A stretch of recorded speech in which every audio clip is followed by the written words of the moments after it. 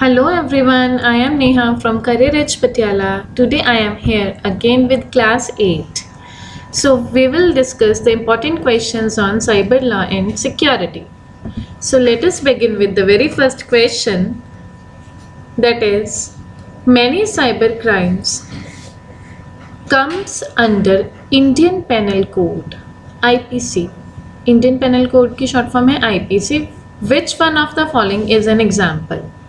ठीक है, तो कौन से साइबर क्राइम्स जो हैं, साइबर क्राइम्स जो कंप्यूटर से रिलेटेड क्राइम्स हैं, ठीक है, कंप्यूटर और नेटवर्क से रिलेटेड क्राइम्स हैं, कौन से ऐसे क्राइम्स हैं वो जिस पे आईपीसी की धारा भी लगती है. साथ में साइबर क्राइम तो है ही है, सेक्शन आईटी एक्ट के सेक्शन तो लगेंगे, बट साथ में कह रहे हैं कि आईपीसी की धारा भी लगे. ठीक है, तो इनमें से कौन सा साइबर क्राइम है? Sending threatening messages by email. ठीक है, अगर ईमेल के थ्रू हम कोई धमकी भरी मैसेज भेजते हैं तो उस पर भी ये आईपीसी भी लगेगी और साइबर क्राइम भी के सेक्शन आईटी एक्ट के सेक्शन लगेंगे. ठीक है, फॉर्जरी ऑफ इलेक्ट्रॉनिक रिकॉर्ड. ठीक है, अगर हम कोई धोखाधड़ी करते हैं इलेक्ट्रॉनिक रिकॉर्ड से रिलेटेड, जैसे कि कोई फॉल्स डॉक्यूमेंट्स बना लेते हैं, ठीक है, तो उस पर भी ये आईटी एक्ट भी लगेगा और आईपीसी की धारा भी लगेगी. Bogus website. बोगस का मतलब होता है फेक, तो फेक वेबसाइट अगर हम बनाएंगे तो उस पर भी ये सब दोनों ही अप्लाई होंगे. तो इसका करेक्ट आंसर क्या है? All of the above. So move on to our next question, that is question number 2. The Information Technology Act 2000 is an act of Indian Parliament notified on. जो IT Act है, ठीक है, वो कब notified किया गया था? देखो जी, ये जो IT Act है इसका बिल पास हुआ था. ठीक है, इसका बिल पास हुआ था, बिल 9 मई 2000 को. ठीक है, जो कि प्रेसिडेंट थे उस टाइम हमारे KR नारायणन जी. ठीक है, उन्होंने बिल पास किया था. और ये जो एक्ट है ये कब लागू हुआ था, कब इसकी नोटिफिकेशन आई थी, कब ये इफेक्ट में आया था? ठीक है, ये इफेक्ट में आया था जी इस डेट को, 17 अक्टूबर 2000 को ये एक्ट लागू हो गया था. पहले इसका बिल पास किया, देन ये एक्ट लागू हो गया. तो एट दैट टाइम हमारे आईटी मिनिस्टर थे, 2000 ईयर में आईटी मिनिस्टर थे हमारे मिस्टर प्रमोद महाजन जी. ठीक है, मिस्टर प्रमोद महाजन, ये आपने याद रखना है. This is very important for exams. So move on to our next question, that is question number 3. Digital signature certificate. Digital signature certificate is dash requirement under various applications. ठीक है, कैसी रिक्वायरमेंट है applications के अंदर? Digital signature certificate मैंने बताया था कि ये हमें सिक्योरिटी प्रोवाइड करता है. इससे पर्सन की ऑथेंटिकेशन जो है, पर्सन की पहचान प्रॉपरली होती है. ठीक है, तो इसके पर्सन की पहचान प्रॉपरली होती है कि जिसने ये मैसेज भेजा ये वही है पर्सन. ठीक है, तो इसकी रिक्वायरमेंट क्या है? मतलब इस स्टैट्यूटरी रिक्वायरमेंट. स्टैट्यूटरी का मतलब होता है कि मतलब जो ज़रूरी हो, ज़रूरी रिक्वायर्ड है. ठीक है, तो इसका करेक्ट आंसर क्या है? ए. बी इसका करेक्ट नहीं हो सकता. लेजिस्लेटिव टर्म पॉलिटिक्स से रिलेटेड है. गवर्नमेंटल भी नहीं हो सकता. वॉलंटरी होता है जो अपनी इच्छा से, वो अपनी इच्छा से भी इससे रिलेटेड नहीं है. So move on to our next question, that is question number 4. Accessing computer without prior authorization is a cyber crime that comes under. Computer को बिना ऑथराइजेशन के यूज़ करना. ठीक है, मतलब किसी के कंप्यूटर को यूज़ करना बिना ऑथराइजेशन के, कंप्यूटर में घुस जाना, दैट इज़ कॉल्ड हैकिंग. ठीक है, तो ये कौन से सेक्शन के अंडर आता है? सेक्शन 66 के अंडर. सेक्शन 66 के अंडर आती है हैकिंग. ठीक है, सेक्शन 65 भी डिस्कस कर लेते हैं. इसमें क्या होता है? Tampering with computer source code. Tampering with computer source code. अगर कि हम कंप्यूटर से रिलेटेड डॉक्यूमेंट्स कोई छेड़ाछाड़ी करते हैं, कंप्यूटर की प्रोग्रामिंग. ठीक है, कंप्यूटर के प्रोग्रामिंग के सोर्स कोड उसको बोलते हैं, जो कंप्यूटर के प्रोग्राम्स होते हैं, अगर उनके साथ कोई छेड़ाछाड़ी करते हैं उस पर सेक्शन 65 लगता है। सेक्शन 68 कहाँ लगता है? अगर हम failure to comply with orders, किसी के ऑर्डर्स मतलब जो पीछे से गवर्नमेंट अथॉरिटी के ऑर्डर्स ना माने, failure to comply with orders. देखो सेक्शन 66 और 67 को आपने कंफ्यूज बिल्कुल नहीं करना है, ठीक है, क्योंकि सेक्शन 70 में क्या है, इसमें आता है सिक्योरिंग एक्सेस। सिक्योरिंग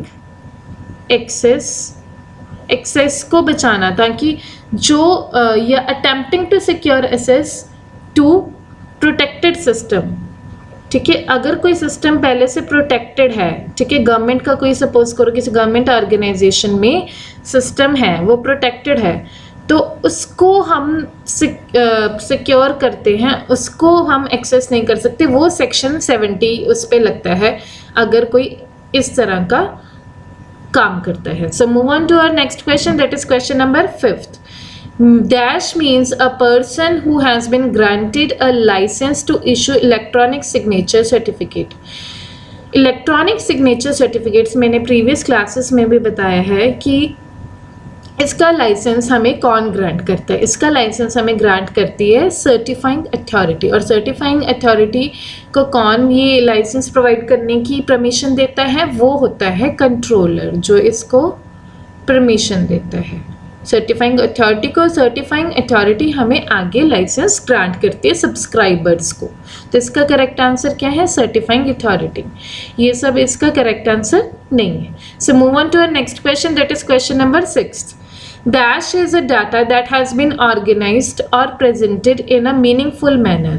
अगर डेटा को ऑर्गेनाइज करके मीनिंगफुल मैनर में दिखाया जाए, ठीक है, जैसे कोई टेबल्स की फॉर्म में प्रॉपर, जैसे एक डाटा है, ठीक है, जैसे नेम है रेनू, ठीक है, रोल नंबर है 10, उसका एड्रेस है 102, ठीक है, अगर ये ऐसे ही पड़ा है, हमें नहीं पता ये क्या है, ठीक है, अगर हम उसको ऑर्गेनाइज कर दें कि उसका रोल नंबर क्या है टेबल्स की फॉर्म में 10 है, नेम क्या है रेनू, ठीक है, यहाँ पे कुछ और भी नेम्स आ सकते हैं जैसे शीना, ठीक है, अगर हम टेबल्स की फॉर्म में उसका रोल नंबर 11 है, हाउस नंबर 102 है, 103 है, ऐसे प्रॉपरली प्रेजेंट करें तो वो क्या बन जाती है? इंफॉर्मेशन। अदरवाइज अनऑर्गेनाइज्ड है तो that is called data. Process क्या होता है? प्रोसेस तो input process, output processing, CPU का काम होता है प्रोसेस करना, ठीक है। सॉफ्टवेयर क्या होता है? सॉफ्टवेयर जिसको हम टच नहीं कर सकते, जैसे MS वर्ड वगैरह जो कंप्यूटर के अंदर होते हैं। स्टोरेज तो 2 तरह की होती है, प्राइमरी स्टोरेज होती है, सेकेंडरी स्टोरेज होती है, ठीक है। प्राइमरी मेमोरी में रैम और रोम आ जाती हैं। सेकेंडरी जो हम बाहर से अलग से मेमोरी लगाते हैं कंप्यूटर में, that is called secondary memory, ठीक है। तो सेकेंडरी मेमोरी में क्या आ जाते हैं? हार्ड डिस्क वगैरह आ जाते हैं, floppy disk, CD drives etcetera, ठीक है। Move on to our next question, that is question number 7। Dash is an application of information and communication technology for delivering government services, ठीक है। अगर हम इंफॉर्मेशन एंड कम्युनिकेशन टेक्नोलॉजी मतलब कि internet का use करके गवर्नमेंट सर्विसेज दें तो that term is called electronic governance, ठीक है। गवर्नेंस अकेला नहीं होगा क्योंकि इलेक्ट्रॉनिक टर्म है, वो रिप्रेजेंट करती हैं ICT को, information and communication technology, that is internet का यूज़ करके जो सर्विसेज प्रोवाइड की जाए, that is electronic governance. Governance and ethics भी इससे रिलेटेड नहीं है, रिस्क एंड गवर्नेंस भी नहीं। So move on to our next question, that is question number 8। The altering of data so that it is not usable unless the changes are done, ठीक है। तो उसको क्या बोलते हैं? अगर सपोज करो कोई डेटा है, हेलो लिखा हुआ है, ठीक है, इसको मैंने इनक्रिप्ट कर दिया, इसको मैंने चेंज कर दिया, जैसे इसकी जगह मैंने लिख दिया AB1235, ठीक है। तो अगर यहाँ पे मैं इसको दोबारा इनक्रिप्ट नहीं करूँगी, यहाँ पे दोबारा सेंडर को हेलो नहीं मिलेगा, तो क्या होगा? ये हमारा किसी काम का तो नहीं है, ये डेटा किसी काम का नहीं है जब तक यहाँ पे इनक्रिप्शन होके दोबारा हेलो नहीं आएगा। तो दैट टर्म रिलेटेड टू अगर डेटा चेंज करते हैं और वो डेटा काम का नहीं है जब तक चेंजेस दोबारा डिक्रिप्शन ना हो, तो that thing is called encryption. So biometrics इससे रिलेटेड नहीं है। बायोमेट्रिक्स तो हमारी आइडेंटिटी के लिए थंब इम्प्रेशन से रिलेटेड है। एर्गोनॉमिक्स टर्म्स कंप्यूटर से रिलेटेड नहीं है। कंप्रेशन का मतलब होता है फाइल्स को जैसे कंप्रेस करना, that is also not of this context, ठीक है। So move on to next question, question number 9। Authentication is, authentication क्या होता है, ठीक है। इसका मतलब होता है कि to assure identity of user on remote system, मतलब यूज़र की आइडेंटिटी हमें पता हो, ठीक है, मतलब पहचानना, आइडेंटिटी को पहचानना कि कौन है ये यूज़र, उसको बोलते हैं ऑथेंटिकेशन। इंसर्शन नहीं होगा। इंसर्शन का मतलब किसी चीज़ में डेटा इंसर्ट करना, डालना, ठीक है। मॉडिफिकेशन होता है चेंज करना। इंटीग्रेशन तो मतलब होता है एकीकरण, एकता, ठीक है। तो ये तीनों नहीं होंगे, तो इसका करेक्ट आंसर क्या है, first. So move on to our next question, that is question number 10. The following cannot be exploited by assigning or licensing the rights of others, ठीक है। देखो, अगर हम किसी के राइट्स पे कुछ अपना हक जमाते हैं, ठीक है, तो मतलब उसके राइट्स को हम क्या कर रहे हैं, एक्सप्लॉइट कर रहे हैं, ठीक है ना, जो उसका हक है। पेटेंट्स में देखो क्या आ जाता है, पेटेंट्स में किसी की इन्वेंशन आ जाती है। अगर किसी की इन्वेंशन है, उस पर हम अपना हक जमाएं, तो वो तो उस बंदे की एक्सप्लॉइटेशन हुई ना, तो ये तो एक्सप्लॉइटेशन होगी, ठीक है ना। ट्रेडमार्क्स में आ जाते हैं, जैसे किसी कंपनी का लोगो, साइन, जैसे मैकडोनल्ड्स का ऐसे एम लोगो होता है, नाइकी का ये लोगो होता है, ठीक है, नाइकी ऊपर लिखा होता है। अगर हम उस पर अपना हक जमाएं तो इस बंदे की एक्सप्लॉइटेशन है और ये साइबर क्राइम भी है। तो कह रहे हैं कि which can not be exploited, जिससे मतलब एक्सप्लॉइट नहीं होगी, तो इसका करेक्ट आंसर क्या है, डिज़ाइन, ठीक है। So move on to our next question, that is question number 11। The investigator has to take following precautions while collecting evidence. अगर कोई पर्सन एविडेंस कलेक्ट कर रहा है, इन्वेस्टिगेटर, तो उसको क्या प्रिकॉशंस लेनी पड़ेंगी जब वो एविडेंस कलेक्ट कर रहा है, ठीक है। तो इसका क्या है आंसर, इसका करेक्ट आंसर है सीक्स मैजिस्ट्रेट परमिशन। उसे मैजिस्ट्रेट से, इनमें से क्या होगी, उसको वीडियो टेपिंग भी नहीं करनी पड़ेगी, ठीक है, सीन की, ठीक है, ये भी इसमें नहीं आता। ये तो बाद की बातें है ना, वीडियो टेपिंग एंड ऑल, ठीक है, ये सब क्या है, बाद की बातें हैं।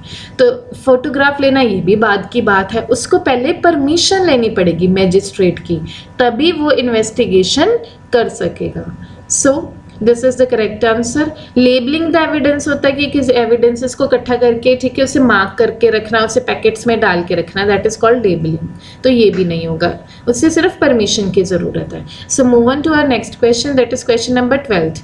सेक्शन 70, सेक्शन 70 के एक्सेस और attempt to access by an unauthorized person a protected computer system, जो protected computer system जैसे किसी एजेंसी का, किसी कंपनी का कंप्यूटर सिस्टम है प्रोटेक्टेड, ठीक है, अगर उसको एक्सेस करते हैं तो पनिशमेंट जो है वो एक्सटेंड हो सकती है 10 ईयर्स तक। और फाइन जो होगा, जो फाइन होगा उस वो क्या होगा, फाइन होगा कॉग्निजेबल एंड बेलेबल। कॉग्निजेबल का मतलब क्या होता है, इसका मतलब होता है कॉग्निजेबल ऑफेंस होगा, ठीक है। तो इसका करेक्ट आंसर है cognizable and non bailable. Cognizable का मतलब मैं आपको बताने जा रही थी, दैट इज कि पुलिस अरेस्ट कर सकती है, पुलिस उस पर्सन को अरेस्ट कर सकती है विदाउट वारंट, विदाउट वारंट, ठीक है ना। तो that term is called cognizable. तो अगर कोई ऐसा काम करता है कि प्रोटेक्टेड कंप्यूटर पे अपना हक जमाता है, ठीक है, या उसमें हैकिंग करता है, तो वो जो है कॉग्निजेबल होगा क्राइम, और नॉन बेलेबल, ना ही उसकी बेल मिलेगी उस पर्सन को। So move on to our next question, that is question number 13। Section 74 publication of digital signature certificate for fraudulent person, जहाँ पे अगर digital signature certificate fraudulent purpose के लिए, ठीक है, किसी को फेक आइडेंटिटी दिखाने के लिए अगर ये काम किया जाए तो कितनी इम्प्रिजनमेंट, कितने साल की सज़ा होगी, ठीक है, और फाइन 1 लाख का होगा, इम्प्रिजनमेंट 2 साल तक की हो सकती है। तो ये कौन सा क्राइम है? तो ये नॉन कॉग्निजेबल है और बेलेबल है। तो इसका करेक्ट आंसर क्या है? इसका करेक्ट आंसर है डी पार्ट, ठीक है। तो अगर नॉन कॉग्निजेबल है मतलब कि पुलिस से परमिशन लेनी पड़ेगी अरेस्ट करने की, इसका मतलब है पुलिस से परमिशन लेनी पड़ेगी, पुलिस परमिशन रिक्वायर्ड, ठीक है। और बेलेबल है कि हाँ बेल हो सकती है इस ऑफेंस में, लेकिन पिछला जो मैंने बताया था उसमें बेल नहीं हो सकती। So move on to our next question, that is question number 14th। When to start investigation? Investigation कब स्टार्ट करनी है, ठीक है? In case of cognizable offense after lodging of FIR under section 154 of CRPC, ठीक है। अगर cognizable offense है, ठीक है, तो उसके पर FIR होनी ज़रूरी है, ठीक है, FIR होनी ज़रूरी है। 154 सेक्शन में ये लिखा गया है कि FIR होने के बाद ही हम इन्वेस्टिगेशन स्टार्ट कर सकते हैं। आपने चाहे पर्सन को अरेस्ट कर लिया है विदाउट पुलिस परमिशन, बट आप इन्वेस्टिगेशन स्टार्ट नहीं कर सकते, तो ये पॉइंट नोट करने वाला है, ठीक है। अरेस्ट कर सकते हैं, इन्वेस्टिगेशन स्टार्ट नहीं कर सकते, पहले FIR लॉन्च करनी पड़ेगी। So move on to our next question, that is question number 15th। Hacking means, hacking का मतलब क्या है? Unauthorised attempt to bypass the security mechanism, security mechanism तोड़ के, ठीक है, अनऑथराइज्ड एक्सेस करना किसी सिस्टम में या किसी नेटवर्क में, दैट इज कॉल्ड हैकिंग, ठीक है। तो इसका करेक्ट ऑप्शन ए है। Use of information and communication technology, ये नहीं हो सकता, ठीक है। फॉर्म ऑफ फ्रॉड और cheating another persons identity, identity cheating में आइडेंटिटी थेफ्ट और बहुत तरह के आ जाते हैं, ठीक है, जैसे फिशिंग वगैरह। Without permission of owner to download computer data, वो भी हैकिंग से रिलेटेड नहीं है, ठीक है। तो अनऑथराइज्ड अटेम्प्ट जो है वो बिल्कुल करेक्ट इसको सूट करती है ये term. So move on to our next question, question number 16th। Data theft includes, data theft में क्या आता है? जब हम without the permission of person, ठीक है, who is the incharge of computer, उसका डेटा चुराएं, डाउनलोड करें, कॉपी करें, एक्सट्रैक्ट करें, ठीक है, या कंप्यूटर के डेटाबेस से इंफॉर्मेशन निकालें, that is called data theft, ठीक है। फ्रॉड और चीटिंग पर्सन्स आइडेंटिटी, ये तो फिशिंग हो जाती है ना, दिस टर्म इज फिशिंग, ठीक है। Use of information and communication technology to support hostile behaviour, ये भी नहीं है, ठीक है। अनऑथराइज्ड अटेम्प्ट टू बाईपास, ये तो हैकिंग है, अभी हम करके हटे हैं कि अनऑथराइज्ड एक्सेस करना, तो दैट इज कॉल्ड हैकिंग, ठीक है। डेटा थेफ्ट में यही होगा कि हम विदाउट परमिशन डाउनलोड नहीं कर सकते data. So move on to our next question, that is question number 17th। In the following case the humble supreme court struck down मतलब बंद कर दिया था section 66A of an IT act, ठीक है। तो पहले तो आपको पता होना चाहिए सेक्शन 66A क्या था। सेक्शन 66A में क्या था कि सेंडिंग ऑफेंसिव मैसेजेस, अगर हम किसी को कोई ऑफेंसिव मैसेज भेजते हैं जिससे किसी को बुरा लग जाता है या इससे कोई क्राइम होने की संभावना है या किसी को डिसरिस्पेक्ट होती है, ह्यूमिलेशन होती है, ठीक है, तो सेक्शन 66A उस पर लगता है, जिससे 3 साल की सज़ा और सम फाइन, ठीक है, लगता था। बट ये सेक्शन जो है ये बड़ा कंट्रोवर्शियल सेक्शन था, ठीक है। 24 मार्च 2015 को ये सेक्शन बंद कर दिया गया। ये बंद किसके केस पे हुआ? ये श्रेया सिंगल एक एडवोकेट थी, लॉयर थी, ये एडवोकेट थी, ठीक है, जिसने केस लड़ा यूनियन ऑफ इंडिया से और इस सेक्शन को बंद कराया। उसने केस एक्चुअली लड़ा किस लिए था? 2 लड़कियां थी, 2012 में 2 लड़कियां थी, ठीक है, जिनके जिनके ऊपर ये ऑफेंसिव मैसेज का आरोप लगाया था। बाल ठाकरे केस था, जब बाल ठाकरे जी की डेथ हुई थी तब कोई दंगे वगैरह इस तरह की चीज़ हुई थी, ठीक है।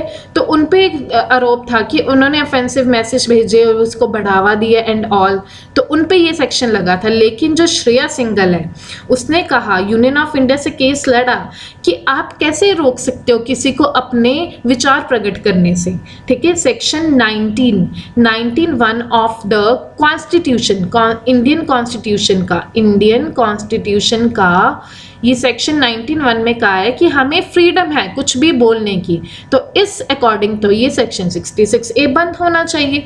तो दैट टाइम 24 मार्च 2015 को ये सेक्शन बंद हो गया था। So move on to our next question, that is question number 18. The following laws sections were amended passed to combat pornography of an aggravated form, ठीक है। तो पोर्नोग्राफी बंद करने के लिए कौन से लॉज एंड सेक्शंस पास किए गए थे? Section 66A and 66B of IT amendment act. जब IT एक्ट में अमेंडमेंट हुई थी तो इनमें इन दोनों सेक्शन में भी थोड़ी चेंजेस की गई थी, ठीक है। तो पोर्नोग्राफी भी इसके अंडर कुछ सेक्शंस, कुछ पार्ट्स इसके आ जाते हैं। So move on to our next question, that is question number 19th. Prosecution has to give copies of, prosecution को किसकी copies देनी पड़ती हैं? इसका करेक्ट आंसर है only those copies of electronic records की, सिर्फ वो copies which contained external hard disk, pen drive, CDs, ये सब देना पड़ता है। नॉन इलेक्ट्रिक रिकॉर्ड्स इसको नहीं देने पड़ते एक्यूज्ड के केस में, ठीक है। ओनली सर्टेन इलेक्ट्रॉनिक डॉक्यूमेंट्स भी नहीं देने पड़ते to accused, all electronic documents भी नहीं देने पड़ते। So move on to our last question, that is question number 20th. The following section draws an presumption that secure electronic record has not been altered since the point of time to secure status relates, ठीक है। कि मतलब secure electronic records को हम change नहीं कर सकते, ठीक है, चेंज नहीं कर सकते। तो ये किस सेक्शन के अंडर आता है? ये आता है जी section 85B of Indian Evidence Act 1872। तो ये बाकी सेक्शंस के अंडर नहीं आता, ये दूसरे सेक्शन है IPC और CRC के, ठीक है। तो thank you so much, we will meet in next class.